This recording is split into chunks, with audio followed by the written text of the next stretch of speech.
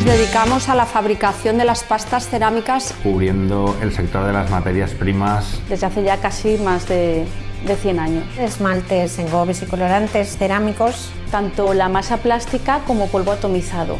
Para rehabilitación, obra nueva. Colores cerámicos, del azulejo, el vidrio, la porcelana. Alfarería tradicional, sanitario, de revolución. Y la cerámica artística. Ahora estamos más por el tema del souvenir. El famoso mortero amarillo de las manchas verdes. Investigar, hacer nuevos colores, hacer nuevas formas, hacer nuevos dibujos. La decoración y construcción a nivel de azulejería. Restauraciones de piezas cerámicas. La cerámica antigua del siglo XVIII, siglo XVI. El estilo de Paterna, que se dice, pero que siempre se hizo aquí en Manises, y socalás del siglo XIV y XV. Reflejo metálico que se hacía aquí en Manises en el siglo XV, siglo XVI. Te llena como persona y te hace crecer un montón. A las flores.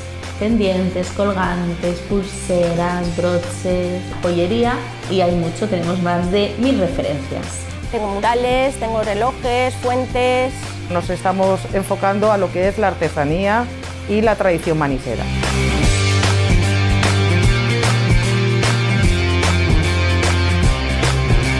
Estamos en Manises. En Manises. Estamos en Manises. Es en el centro de Manises. Mantener la llama viva de lo que ha sido la cerámica de Manises.